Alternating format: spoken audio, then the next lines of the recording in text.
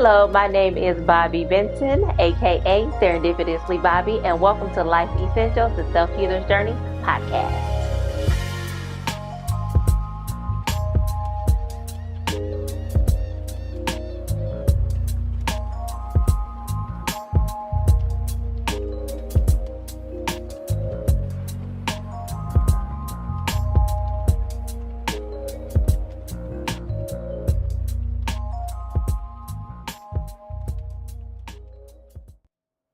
Good evening, everyone, and welcome to Life Essentials, the Self-Healer's Journey podcast. I am Bobby Benton, aka Serendipitously Bobby. And tonight, guys, we are going to be talking about justice for all. And my special guest tonight is Michelle Donahue. She is I don't want to butcher this, Michelle. She is the Wayne County, is it the what's your title? Director of Victim Services. Director of Victim Services. Okay. So I'm going to read Michelle's bio for you guys real quick. So Michelle has 25 years of experience working in the human services field. She has been a Wayne County employee for 24 years and started at the prosecutor's office in 2007, working in the domestic violence unit for 11 years as an advocate, and then moved to the child abuse unit where she was a child advocate for 4 years. She then moved up the ladder and became the assistant director of victim services, and now she is a director of victim services at the Wayne County Prosecutor's Office.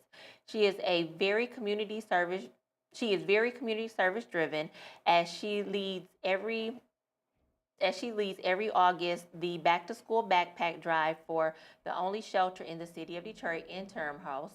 Is that the only domestic violence shelter? Yes. Okay, Interim House. And she takes donations to the shelter on behalf of her office. She is a board member of Sawdust House, and she participates in the annual Sawdust House Walk, a Mile in Her Shoes domestic violence walk every October during Domestic Violence Awareness Month. Michelle is also a proud mother of her daughter, who attends Tennessee State University, as well as a proud member of Alpha Kappa Alpha Sorority Incorporated.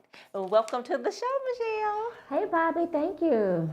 So, all right, we are just gonna jump into it, cause okay. Look this way. Hey, girl. Hey, girl. Hey, girl. Hey. So we are gonna jump into it, y'all. Michelle is I'm gonna say she is my very honored guest because she is stepping out here on faith with me today. Her faith walk. Her faith walk today. And I wanted Michelle here because she has a vast, brain full of knowledge to help victims of domestic violence or just victims of violence, period. But tonight we're really gonna hone in on domestic violence. So let's just jump right into it. We had discussed, last night when we were talking about, the procedures, the steps, because a lot of people don't know what to do, when they are a victim of domestic violence. What happens? So I've been attacked, I've been abused, but what's next? So share the process for us. So what's next is a couple of things. Mm-hmm. First, you have to report what happened to you. Because if you don't report it, or if it's not on paper, by the time they go to court, it seems like it's their first time, although it's not. So by the time the police are actually called, it's been multiple runs to the house. So you get assaulted, the police are called, they come, they file a report. Now, two things. Is he there when they come? Because if so, that's considered an in-custody warrant. Okay. If not, that's considered a not in custody warrant, and the process is a lot longer. Okay. Because they still file the report, but then they have to find a suspect. So if he's in custody, they have 72 hours to submit their warrant request to the prosecutor's office. The warrant is then approved or denied. If it's approved, he's given his charges, and then he's arraigned. He's arraigned 24 hours after the warrant is given. They do arraignments twice a day, 10 a.m. and 2 p.m. Once he's arraigned, depending on the severity of the crime, could be a personal bond or a high bond. Like if it's a first-time DV, it might just be a personal bond. He's told to not have any contact. That's in all of them, but you know, the no contact extends from telephonic, email, third party, things like that. And then after that, you will start going through the court process. If it's a misdemeanor, you have a pretrial date where you have to show up. And right now, that's via Zoom at 36th District Court. You log in, speak with the prosecutor, say, I want this, this, and this. And that usually is like some probation counseling because it's considered their first time. So they're going to try to rehabilitate the person, give them some better counseling, you know, show them their wrongs, with the hopes of they'll never do it again. Okay. Now, question for you. So when they're booked and they go to court that first time, is there like an initial no contact order put in or no? So once they're arraigned, a part of their bond condition is no contact. Okay. So that's we stress. If they contact you, if they send an email, if they send a text message, if they send a Facebook something, report it. Because again, if it's not reported, we can't say, Your Honor, they're violating their bond. So you can always get a report number. That's all we need is a report number to take it in front of the court. Okay. So when so they do the arraignment, they do all the whole bond process, all that. So the victim, at what point is she like called in to start like testifying, all that? So once the warrant is signed, he or she is assigned an advocate. They get the initial packet saying, sorry, you're a victim of a crime, yada, yada, yada. And they first come to court for a misdemeanor, it's like via Zoom. For a felony, it's via the exam, and that's in person. And that's when they would meet the prosecutor. You would arrive at court early. The prosecutor say, hey, John Smith, Jane Smith, tell me what happened. So this is kind of before court. They're meeting in the witness room, and you're saying, oh, he did this, this, and this. They say, okay, so when you get up on the stand, this is what I'm going to ask you. But two things can happen at the exam. If the defendant says, oh, they showed up, I'm going to waive, that just moves the case over to Frank Murphy. However, some are just obstinate, like, I want to see them testify, just to make you have to sit in front of them to say what they did to you. You go in front of that judge, and you just tell your story. Just be truthful, open, honest about what happened to you. You ask questions by the prosecutor and a defense attorney. At the end of that, the judge makes a decision. It's enough evidence to go forth or it's not. And usually 9 times out of 10 is enough. Probable cause, they say, to move the case forward. So what happens to the cases where the victim does, like they report that, say they report to the prosecutors, I want to testify, but I'm scared to come, or like, what process is that for people who are scared to come? They want to testify, but they're scared to come and testify. So that's a lot of people. We try to ease their concerns and say, what do we need? What do you need from us? Do you need us to meet you at the door and walk you upstairs? They're kept separate once they arrive. We just try to see what we can do. Like, you can bring a family member with you. We just try to see, and some people, they're just not ready. And in those cases, unfortunately, the case will get dismissed, but it's without prejudice. So we'll say, okay, when you think you might be ready, call us back. Because some people can't even make it to the point of coming to court. They're like, I just can't do it. And then sometimes, even though they might be scared, it might be enough evidence to go forth without them. Maybe somebody witnessed it. Maybe a family member was there and saw what the person went through. Or maybe it was in front of the police. It depends in some cases. Okay. So it's dismissed, you said with prejudice? Without. Without prejudice. Okay. So, say for instance, the cops come to the house and the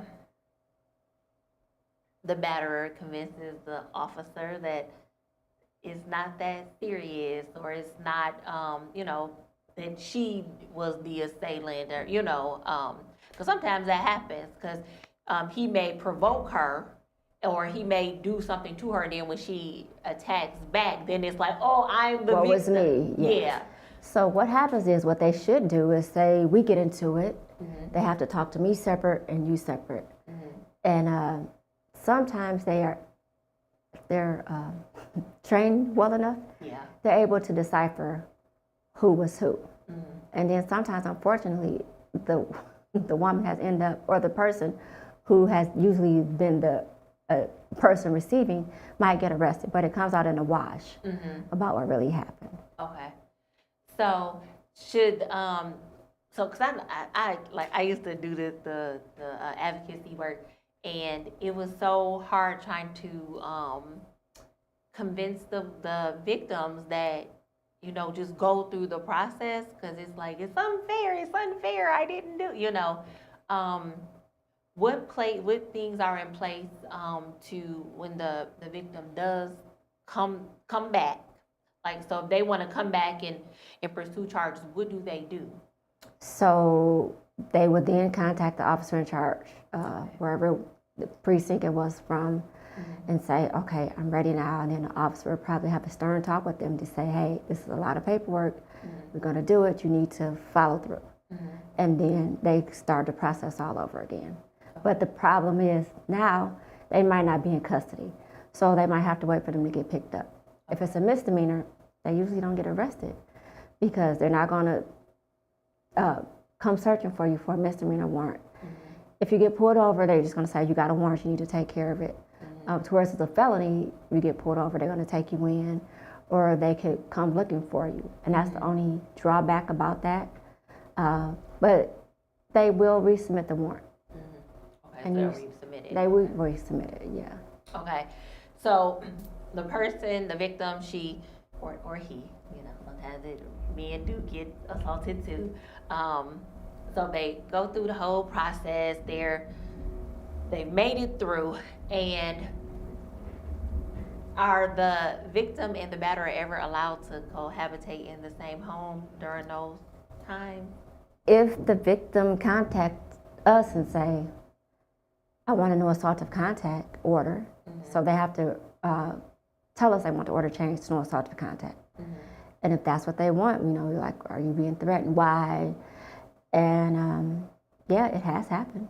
Okay. But they have to come forth to us asking that, and then we have to get it approved by the judge. Okay. So they would say, so it's called a no assaultive Contact order. contact order. Meaning he can't hit you, harm you, place you in fear, or threaten you Okay. while this is going on.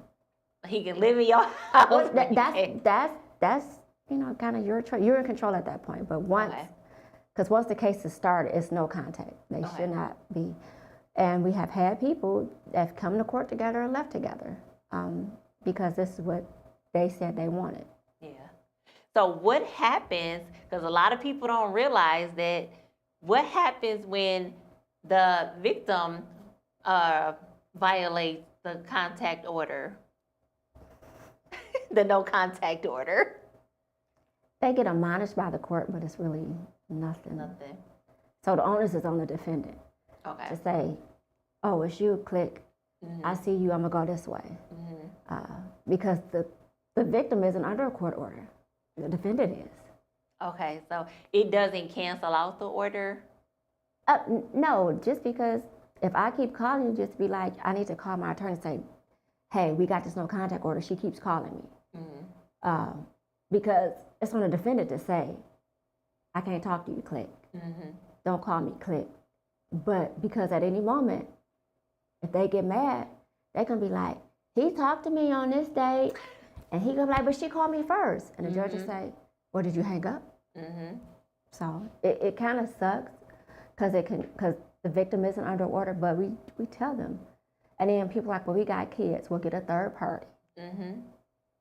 So some people meet at the police precinct to exchange their kids or the mama house, so they don't have contact.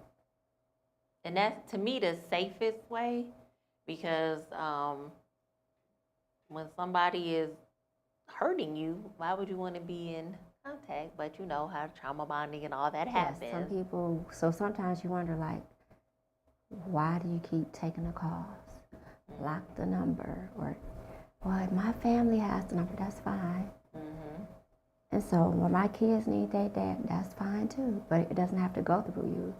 It can go through somebody else. Yeah, and that's when that trauma bond is super strong, and they just can. It's like they're addicted to that chaos. Oh, yeah, it's chaos because sometimes we have what we call repeaters. Yeah. And sometimes we be like, oh, is it with John Smith? No, she got a new one. How do you keep getting somebody that does the same thing, but that's what they're attached to? Mm-hmm. Or sometimes it's the same person. I'd be like, he ain't tired of her calling the police on him. Like, he know the MO, like, she get mad, she gonna call the police. Like, you've had multiple cases with this same person. Mm-hmm. Yeah, they both addicted, and that's the thing. People are addicted to that chaos. If it's calm, some people will cause. I mean, and it's. As I've learned through the years and educated myself, I realize like there are, unfortunately, some women who will get with the man who's never been a batterer, abusive, or whatever, and will do things to cause the same behavior that they're used to because it's like that's their normal. So they would trigger somebody to keep poking the bear. Yeah, and they will trigger, and guys who truly aren't about that life, they gonna leave her alone and be like, you know what, I'm not about that life. But other dudes be like, okay, I could become about that life, you know. But it's so many layers to it, and I really wish it was some kind of way. It's like protect the victim against themselves. So it's like more than just being admonished, but what else can we do to protect you against yourself when you breaching this no contact order? Like You kind of, that's where education comes in. You have to tell them about the cycle of it, how it affects your brain, and things like that. And some people are open to listening and like, oh, okay, I understand. Some people are like, I'm gonna do what I want to do. It's your choice. Yeah, and which is so sad. It breaks my heart because it's just next week show is called An Ounce of Prevention, like just little education, ounce of prevention. Yes. So now, let me see. For the PPO process, can you walk us through that process, the personal protection order process? Okay, so there's a intimate partner, so boyfriend, girlfriend, husband, wife, child in common. Then there's the general public, like two neighbors, co-workers. So the process is you go to the Third Circuit Court's website and start the process there. But it's best like if you've had police reports to have the supporting evidence of when you want to file your PPO. Everything's done electronically now, but they're open. They're actually in the office. So if you go there, they're just going to assist you with submitting it online. But everything is done via online. But they're actually in the office now since COVID, and the building is open. And you go through and explain, John Smith, came to my house, busted out my window, did this, did that, and then it's approved by the judge. And then the only kickback about, is getting the service. Like, okay, so now I got this paper, now what do I do? Because it's not valid until they're served and made aware of it. So you can pay for certified mail, pay a process server. When we have victims in our office who have a PPO, I go the extra mile to help them get that served. Like if I know there's a court date coming up, we try to help them get it served to alleviate that issue right there. So I try to tell them like, hey, you got it, let me know in advance so I can get everything set up to get that PPO served for you. So then that will be another layer of a no contact as well. Okay. And then if they violate, you will file the PPO violation with the PPO court. But it's a process. It's not easy because everything now is like electronic, and some people are not tech savvy. Like, well, what do I do? How do I do that? But there's advocates at PPO court that they can call to help them walk them through the steps as well. Yeah, I used to go to like the older people. I used to go to their homes and sit and help them with the process. We need more mobile units for like the older. It's a lot of older victims of domestic violence. I was like so surprised to see how many older women are still going through that cycle. But then I also had to think about, well, that generation Never used to report it. Yeah. And now it's kind of more like, okay. I had a victim, and her and her husband was like I know in their like 70s, and she's like, I'm so embarrassed. But she was like that time, she was like, I don't know what happened. And she had to report it. Yeah, and that's the thing, it's the silent killer. Yes. Because people sit in silence because of embarrassment, or they don't have nowhere to go, no supports, nothing.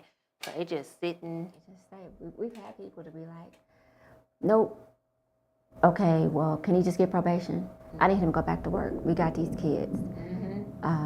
So we were like, well, no, this kind of weapon was about, it can't play it down to a misdemeanor. And they were like, well, I don't know what I'm gonna do. He needs to go back to work. So yeah, it is. Some people are just stuck sometimes. Yeah, and it's like in those situations, what I used to do is like just educate as much as possible and plant seeds, and then hopefully one of them will sprout one day, because not everybody can leave. And then in some situations, if you leave, he gonna kill you. That's the most violent. So that's the scary part right there. Is like you never know. You never know. But I know one thing for sure: when they tell you they're gonna kill you, they're gonna kill you. They mean it. Yeah, they mean that. So, and a lot of people think, oh, it's so cute. He's so jealous. He's whatever. Them the ones you watch out for. Yeah. Because all that's not cute. No, it's That's not. controlling. Very. So that's like super scary to me. Now, what if someone wants to terminate a PPO? You just request a hearing and go back in front of the judge. And they'll terminate it. They don't ask them no questions, or nothing. They just like. They're like, is this what you want to do? And you will say yes. They might ask you a reason, but if you are petitioning the court for that, they'll just grant it to you. Okay. Now, what about what the thing? The question just slipped. Oh shoot! I just forgot the question that quick. It was on my head about the PPO process. I'll come back to it. Okay. It just slipped my mind. But I'll come back to it. So with the advocacy, what all comes with advocacy through the court? So, like I said, once a crime occurs, you're assigned an advocate. You get the initial packet saying sorry you're a victim of a crime, and then you begin to get notices about every hearing. You do not have to attend every hearing, but you are notified of every hearing. So you have to attend like the initial hearings, like the pretrial or the exam. And usually after that, you don't have to attend court until there's like a trial or some type of motion and you're required to be there. But the advocate keeps them informed of every court date, what's going on, the movement of the case. They might call you and say, hey, okay, John Smith attorney wants to take a plea. What are you looking for? You know, how much time are you looking for? Are you looking for jail time, which is a year or less? Prison time, a year or more? You know, does he have a drinking problem, a drug problem? What do you think he needs? So, you know, we get that information from the victim, give it to the prosecutors, and then, you know, they try to tailor the offers to what the victim wants, but sometimes it's just not there. Like if this is somebody's first time, even if it's a felony, they're not going to go to jail forever or prison forever because of the state guidelines and things like that. Yeah. And some people are not pleased with that. So we say, write your legislators. They control the laws. Yeah. So sometimes people are not pleased with what a plea offer can be. If a person has never been convicted, we have to follow the state guidelines. Yeah.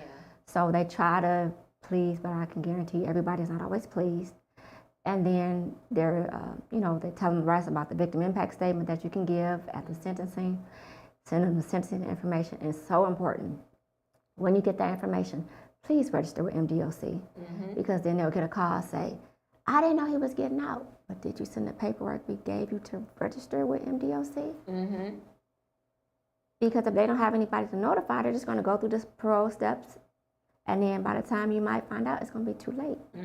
So when you get the paperwork, fill out the paperwork, send it back, and then it's beyond as well, because even though a case is closed, people still call. But what about this? I heard this. So I haven't been an advocate since what? A long time? No. Oh. No, just like 2022. Okay.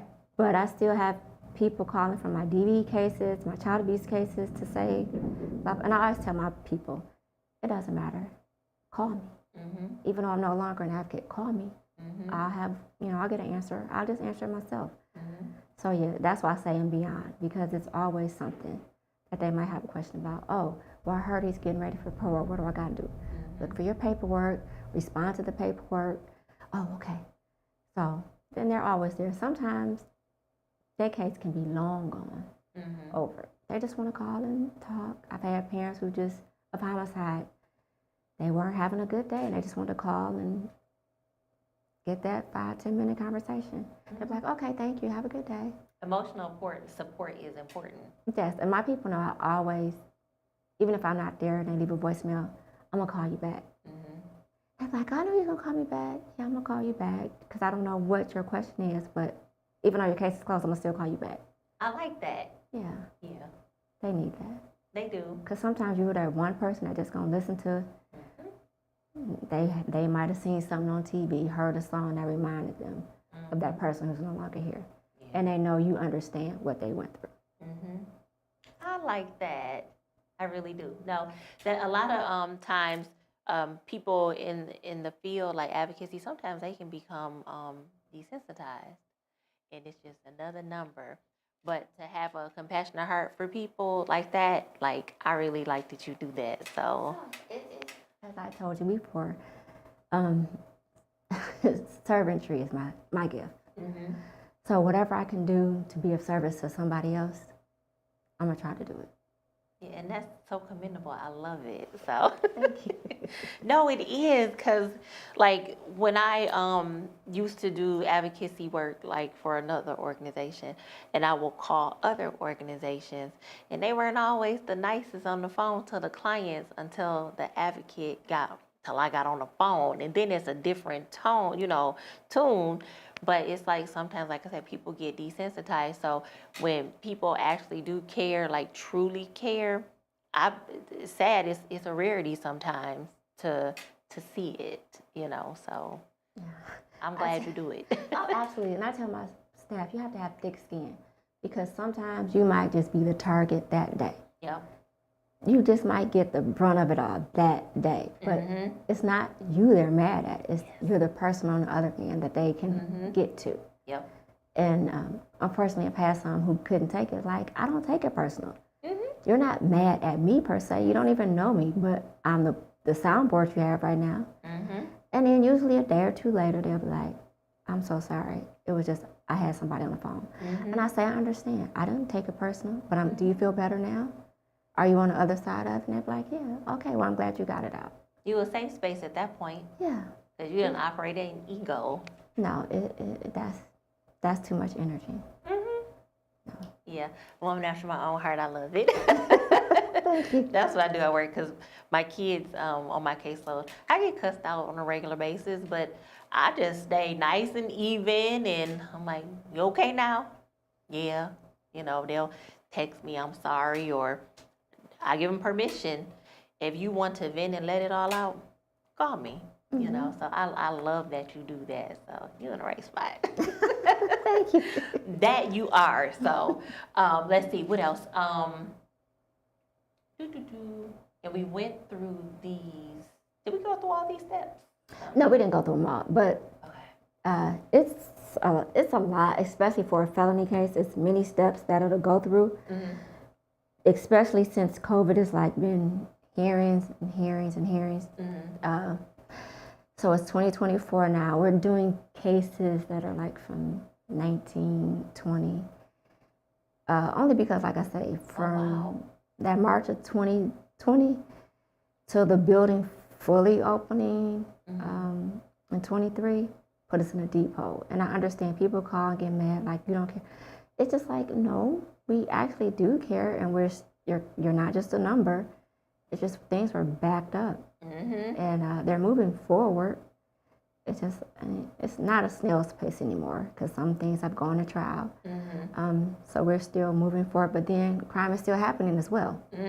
So not only do we have the back cases, we have the continuing cases. Yeah. So. Man, all mine I used to submit go through. So I'm I'm happy that they were taken care of. Because 2019 and 2020, that's a long time ago. Yeah, to wait and something, and, you know, even if your loved one is like they're gone, and you've still been waiting, and this person might be on bond because during COVID they let people out who were convicted of homicide, but they're on a tether. So if they're being a good boy, they're not going to go back because we can't say they violated their tether, and that burns some families up. Yeah. Like, I can't see my loved one, but he get to be at home, they get to be at home, and I get it. But, you know, we're post that, and, you know, we're getting convictions, but it's hard. A hard pill to swallow to know that that person killed my loved one, but they get to sit at home. So, yeah. Yeah, and that's the thing. A lot of people don't understand how the justice system, like how the court system and stuff works. So it does seem unfair, but I look at it like this: people, you can't keep doing wrong without getting yours. So you may not get it this way, but oh, you gonna get it. Yeah. And then some people who waited, and we get a conviction, they'd be like, finally. Now you get to say your piece at this victim impact statement. Now you know it's never going to bring your loved one back, but we're finally turning the corner. You can finally start getting some closure. So it might have took a long time. Yeah. And that's important, is the closure. Like when you lose somebody, you want to put it all to rest. So now, do the advocates go to court with some of the victims, or Oh, all? Oh, okay. yeah.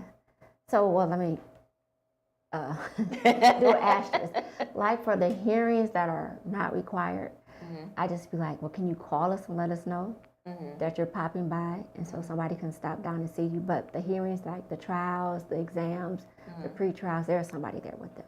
Okay. Like I've literally, when I was a child abuse advocate, I've literally stood right next to the podium while a kid was testifying. I've held their hand while they're testifying. If it's a loved one, that's an adult, I've sat right next to them, held their hand, held them in my arms, gave them tissue, like literally hands on. Yeah.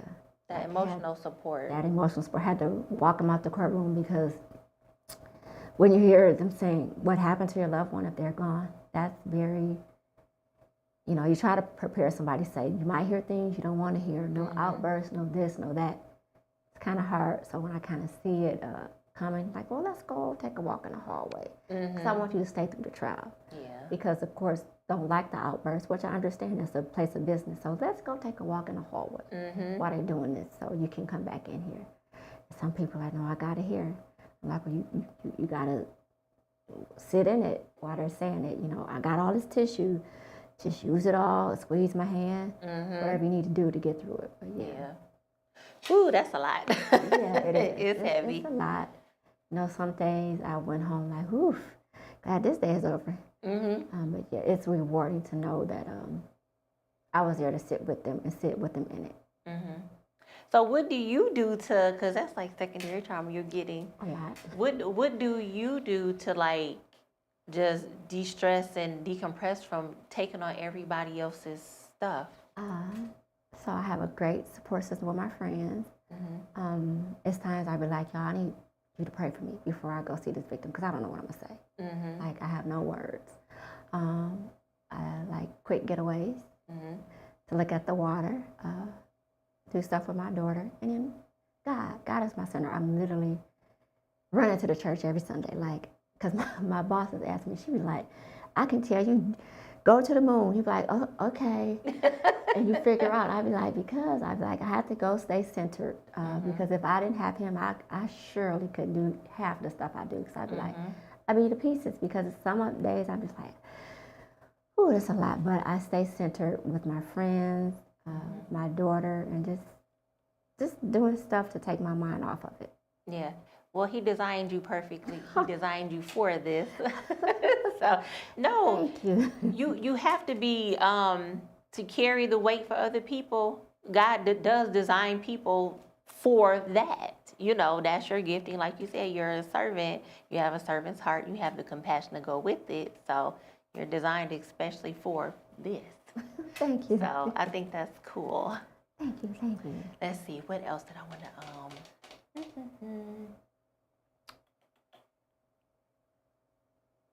Oh, so were you able to find any stats? Yes.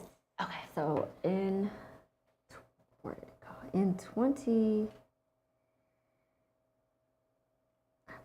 but in 2020, I think it was 2020. I can tell you how. See, I had it up and it went away. Oh, we got time.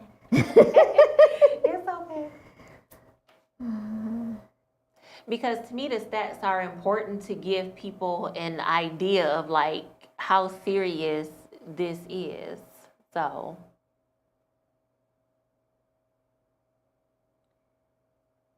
Yeah. I'm trying not to distract you. No, it's fine. I just the thing is I had it up. Oh, let me go to my inbox. That will help. I'm looking at the sent email instead of the inbox.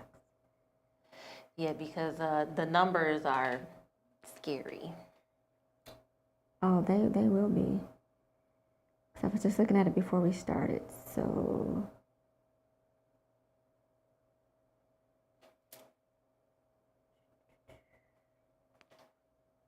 I don't think people realize how serious it is. You know what's crazy to me? It's like the television shows out here, they kind of glamorize toxicity. And everybody wants to be the toxic baby mama, baby daddy. What's that girl name? Blueface, and I don't remember that. oh, the guy. Yeah, like that. It's like they're getting paid to be abusive and toxic, and people just watch it and they just feed into it, and I'm like, oh my Too God. much energy for me. It is. I don't watch anything that's abusive, degrading, stuff like that. Okay. I don't give it my energy. No, it's not. So in 2023, which was last year, there were 5,920 DV referrals to our office. Oh wow. Yeah. And then in 2020, the pandemic year, there's 5,799 warrants submitted that a DV prosecutor had to review from Wayne County. Wow. How many prosecutors do you guys have to do that? And the domestic violence unit, One? no, it's Okay. Like, it's less than 10. Oh. I'm gonna say, because I can't think of her. Let me see if I can count them. Mary, Gabby. It's a 5, maybe, for all those cases? handling the DV warrants from Wayne County, Oh wow. all of Wayne County. Oh boy. That's not a lot of people. No, it's not. And then the domestic violence unit, a lot of people don't want to work it because the victims recant, even though it might have happened, they'd be like, so today is Thursday, so we could have said we signed 10 warrants today. Tomorrow by 8 o'clock, we've had 5 messages from those 10 people saying, no, I don't want to go forth. So it's that you have to get past, or it's just a gamut of things they run into. And some people just be like, I will do a homicide case, I will do it, but I don't want to mess with DV because of the back and forth, the wishy-washy, the you don't understand. And I tell you, the people who actually do the DV, they're like some of the most dedicated people to it because like they get the brunt of it and they just take it and keep on going. Because they understand and They they understand. can empathize. So yeah, it's hard, and it's a special place to be. Yeah. Yeah. I love to say it, they're long haulers because they in it for the long haul. Yeah, they are. You have to be because you have to get mad, and then once they are able to get past the mad stage, kind of, then they might be like, okay, but this might be a couple months in. They still might be mad at you, even though you've given it your all. Yeah. Some people it's just like it doesn't matter. They're still gonna be mad at you. They'll be all right. They will be all right. So with the backlog, like that astronomical number, Well, she's been on the news about it, so. yeah, like understand, folks, understand. It's 5 people like Yeah. going through that. So they just work through it. So like I said, they have a pile of they're not in custodies that they continuously work through. And we have had people who like were retired and came back part-time, and they still work on those and kind of leave the in custodies for the people who are in the office. But we have people who are steady working on the not in custody warrants from like 22, early 23.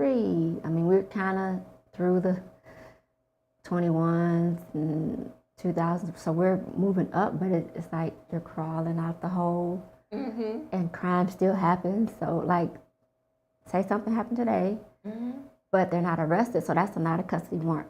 So that's going to kind of go to the pile, bottom of the pile, because the older ones, you know, we're trying to get those done first. Yeah. But it's a lot. Now, question: the people who are in custody, like, how long do they normally stay in custody? Well, it depends on if they're able to post their bond. Okay. So if they're personal, it's like, we can just walk, but. Well, yes and no, because Wayne County might give you a personal, but do you have any holds anyplace else? Okay. Are those felony holds, misdemeanor holds? So that's one thing. But if it's misdemeanor and you don't have any holds, then yeah, once you get arraigned in your court date, you'll probably be out the next day. If it's a felony, depending on how severe, you might get a bond. And depending on what the bond is, some people are able to post it, and some people are not. And then they're just there the duration. They should give astronomical bond. Well, depending on what the charge is, some are pretty high. And then they're just there through the process of going to court, coming from the back, instead of the front door to come through the jail door. It's a lot, but it is 7:43, and I want to open the phone lines just for a hot second, just in case somebody got some questions. So if anybody wants to call in, the number, can you pop up the number for me? Oh, there it is. I can't see it. The number's on the screen. I can't remember the number to save my life. 248 something. That's about as far as I can see. The thing, I cannot remember the number to save my life, but it's on the screen. So, if anybody has any questions about this process. Now, let me ask this question. So, organizations who help with the PPO process, do you guys work hand in hand? Like, how is it working with the other organizations with you guys? I love their support. Like, I'd be like, oh, you're going to serve it for free? Oh, so I try to find anybody who's willing to assist with the PPO process to feel free to contact us. I don't mind. Oh, that's yeah, so I know they do. So the 4th precinct is one, which is on 4th Street. They have people in the office. And it's another precinct, I can't remember off the top of my head. They have advocates in the actual police precinct that will help. And then there's some agencies that have assistance with the PPO process as well. Because sometimes it can be confusing. And then, like I said, there's the advocates at the PPO office that will help with that. Okay. And then the can you pull up the one with the statue? Her. So the what are the sites there if people want to call in? I'm sorry. I'm not gonna be looking at that, but I can pull it up. So I'm looking forward to you sent it to me. I know Michigan Legal Help is one. And that one right there is pretty self-explanatory. Is that it? Oh, nope, that's the picture. I got like 50,000 emails. Any money in these emails? No. Let me see. Let me just search your name. I'm about to find it for you. Okay.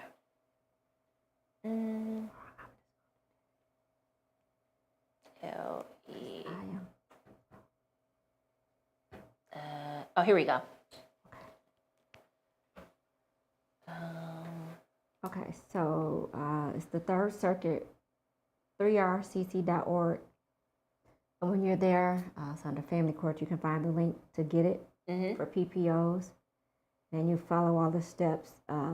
Then the PPO advocate number is 313-224-6292 or 313-967-3579. And they're open Monday through Friday, 8 to 4:30. Okay. And they're located at the Coleman and Young building. Okay. Was it at 2 Woodward Avenue? And when you call the PPO office, they answer the phone, and if you like didn't understand something or messed up, they're nice and they'll help you. Yes, You know. they'll help you. Like I said, if you walk in, even though everything is online, if you walk in, they will, take you to a computer or get it on your phone to help you submit everything online. So they're there. And they have bilingual staff as well to help those who have another language outside of English. Oh, see, I didn't know that. That's good to know. Okay. And then the Michigan Legal Help, that's the system that they put everybody on to do the PPO. PPO, yes. Yeah. So that's like walk through. It's like a nonprofit. It's free to go on there and do it. Yes. And even on that one, you can do divorces and all that Yes. kind of stuff. Because that's where on everybody there. files their motions at now. So everything at Family Court is now streamlined to online submission. Yeah, and I love that site because it is super duper easy. So unless you got like some real strenuous, tough situation, like you can go on there and just do. So that's how I do a lot of the divorces and stuff. I do a lot of paralegal stuff. I'm the Underground Railroad. I So can do this, I can do that. it actually made Michigan Legal Help made it easier for me because at first I was drafting stuff like how the attorneys drafted and stuff. I was like, man, it's taking forever. And then I was like, oh, do a little quicker. So yeah, I like that. A lot quicker. So yeah, it's just, and a lot of people like, well, I seem like I'm doing more work. And unfortunately for the victim, you might have to do more legwork. Because for every phone call he sends, every text message he sends, that's a violation of no contact order. You have to call the police department and file that and then let us know. Because if you don't file it, we can't take it in front of the judge. And if it's for the Detroit Police Department or if it's in the city of Detroit, you can call the telephone reporting unit and their number is 313-267-4600. You said 313 267-4600. and 46. 4600. And that's the what number again? Detroit Police Telephone Reporting Unit. Okay. Now, they'll tell you, like, depending on what you're calling to report, you might have to actually go into the precinct to file a report. But for some of those, you can do, like, over the phone. And you just need that report number. Okay. To call us to say, John Smith called, I got report number, da-da-da-da-da. And then the prosecutor can file their motion to say, Your Honor, he violated his bond by calling her these many times. She filed all his police reports, and we can bring it in front of the judge. Then it'll be up to the judge to violate their bond. Okay. So you have to have a paper trail, and that's how the victims feel. They have to do more work. Yeah. But if it's going to save your life or get that person locked up or, get they just desserts, do what you got to do for yourself. Because one thing that was hard for me was when I did do PPOs and stuff, I'm like, do you have anything? And they didn't have nothing. Some people did have police report numbers. I would tell the victims, call that police station and have them run your name and see what report numbers and stuff they have. Then that way you'll at least, and start saving them. Save them to your Google Drive, email them to yourself, something to save that information because you never know when you're going to need it. Right, and then for them, I'd be like, you don't have to get the report. Just give me a report number. We can do the rest. We can get the report pulled. But if I don't have a report number, I can't do it. I can't call for you. I need you to call. And then if they're actively at your house, don't call us. Call the police first. Yes. I've had people to be like, he at my house right now, and I can hear the glass, shh, hang up the phone, call the police. Don't call me. Call the police first. Then you can call us, but call the police first. Now, do you guys have like an after hours number or something? Like if you have like on your caseload and. So our voicemail is 24 hours. Like I get messages left 1, 2, 3, 4, 5, 6, and they just talk like, this is Jay Smith and I'm calling and he just called. Okay. but I'm not gonna get it. I work 8 to 4:30, Monday through Friday. I'll get your message, but it won't be to the next day. But feel free to call. It takes voicemails all day, all night. Oh, okay, that's good to know. Okay. Yeah. So how big is the caseload for the advocates?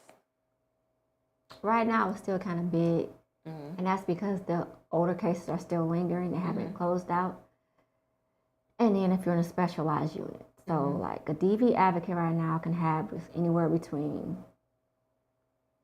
350 and 500 cases. Whoa. But a lot of them are not in custody. So every crime in Wayne County gets an advocate assigned. Okay. So, but everybody's not arrested. So you might have a case. The only thing I'm sending out right now is the initial packet. I don't do any more action until it goes to court, and then it's continuous action. Okay. So that makes a difference. Okay. Woo, that's still a lot. Woo. But I've been there, so you can manage. And then in a specialized unit like the elder abuse, child abuse, sexual assault, those are smaller because it's a specialized unit. So it depends. So they can have 200 or less. Now, how many advocates are there for Wayne County? Don't say 5. No, Okay. I'm trying to count right. So 26. Oh, and that still ain't enough. Cause So we have 4 in our Out County office that covers all the Out County courts. 4 in the juvenile court system. Then the rest at Frank Murphy. Okay. Yeah. I still need more because that's a lot. Yes, we're still high. So, hey, I'll come. No, but that doing the work of being an advocate. Oh, go ahead. Before I forget, so if you've been a victim of a crime and like you lost wages, had to go to counseling, things like that, had to bury somebody, crime scene cleanup, we have what is called crime victim navigators. Okay. This is a new thing, like a year and a half less, that help walk you through getting a successful crime victims claim with the compensation. And a lot of people don't know that. So, yeah, like if you had to do counseling as a result of work. Let me write that down. To crime victim navigators. Yep, and they assist. They literally walk through the process of submitting the paperwork. So instead of you going back and forth with Lansing, they're the liaison. They're the go-between. Okay. And to help them get a successful claim. You know, I got my windows busted out. I had to get my locks changed, or maybe when I had to move because of this. They help them get those things paid out. Okay, that is good to know. Yeah, because people don't know. They don't know, and it's like I say, it's less than 2 years old. They finally passed the law, and then this past August they increased the amount that they could get. Oh, okay. Yeah. So how are there like commercials or like how is the word spread that I've seen, I think, one commercial from the Crime Victim Services Commission. You might have seen it, like Michigan Crime Victim Service Commission. It's not like me, not a lot of advertisement, but we have like flyers and stuff. You might see us at an event with our navigators out there. Like they've gone to funeral homes and things like that, hospitals, so people will know. Because even say the warrant is denied, the person's not charged, but something still happened, you can still file a claim. Oh, okay. Yeah. And that's good to know too. Yeah. So don't be like, oh, I want a claim, but you was getting paid under the table. They can't help do you that. with that.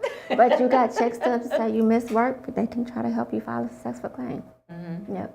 You said under the table. Yeah, because some people be like, well, but they can't help you with that. Yeah. Like you trying to be slick. Yeah, they can't help with that, but they will help you.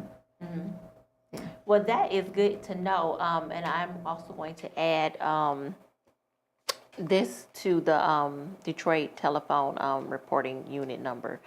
So I'm gonna add all of the resources that the other one with the statue, Lady Justice. I'm gonna add that to the resource, because I got a resource library, but I remember to throw it up. I'm gonna add that, and then I'll add this phone number there too. So if anybody wants to get in touch with the PPO advocates, Michelle said the number is 313-224-6292 or 313-967-3579. And then if you want to do a PPO, like she said, they're online. You can go to MichiganLegalHelp.org, self-help tools, personal safety for the PPO process. And then you can go on 3rdcc.org, divisions, family, domestic, personal protection order, filing instructions. It's up here on the screen.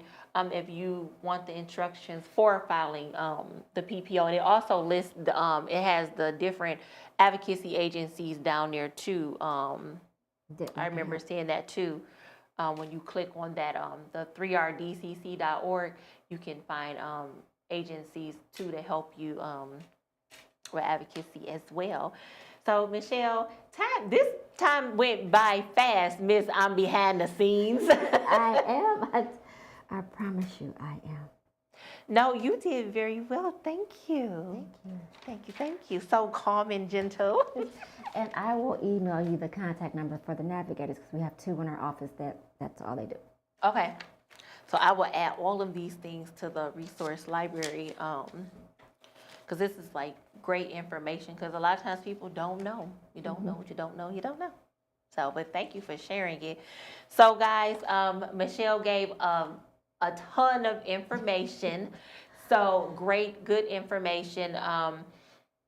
If you guys want to save or share this episode or just save it somewhere for yourself, if you ever have questions, whatever, you can go back and reference the video to get some information. And like I said, you can call the Third Circuit Court's PPO advocate at the phone numbers listed on the screen. That word was on the screen right there. Thank you. Okay, so real quick before I sign out, guys, I want to talk about how you guys can help support the channel, and also I have my own advocacy agency too. So you can like and love our social media pages. So that's Life Essentials, the Self Healer's Journey podcast. Like, love, all that good stuff. Subscribe to the YouTube channel. So subscribe and like that as well. They have a little like button there. And you can also set a reminder, like a notification, if you want to catch the show. It'll notify you. Comment on the Facebook post or comment on YouTube if you want to say something positive. If you even have a resource to share, you can throw it in the comments. Just help other people. That's the whole point of Life Essentials, the Self Healer's Journey, is to help people grow and heal along their journeys. So do that, and then share, and share. So share Instagram, share Facebook, share YouTube, and I got TikTok, so you can share the TikTok. I'm gonna get on there and do a dance. No, I'm just saying. And then also, if you feel so kind and feel it in your heart to financially support the channel, that would be greatly appreciated too. The proceeds from the channel go towards funding When in Touch advocacy agencies' resources to support victims of domestic violence and intimate partner violence safely start their healing journeys. So that'll pay for PPOs, that'll pay for a hotel stay, that'll pay for if somebody needs storage for something, or if they need like an Uber or Lyft to get away, that's what those funds go for. And it also helps support the channel, keep it going. So, and that, I don't know, what do I want to call it? I have Cash App. So it is Life, LIFEESS podcast. So if you want to support this channel that way, I appreciate it. But if not, all of the other ways, support the channel. I greatly appreciate it. So Michelle, thank you so much. Thank you. This went so quick. I'm glad. Y'all, she's shy. Michelle is shy. But you gave so much great information. Very good information. So thank you. And I'm going to ask you to come back. Yeah, I'll come back and send support, yes. So in October, I'm going to ask you to come back. No, Look, I'll take you to lunch or something to schmooze you, no? I'll come and support Trina. Oh, goodness. Okay. Or y'all can come tag team it. She can take the lead. Okay. No, but seriously, thank you so much. And this was fun doing this with you. So let's tell everybody bye. You tell them bye there, and I say bye here. Bye, guys. See you next week.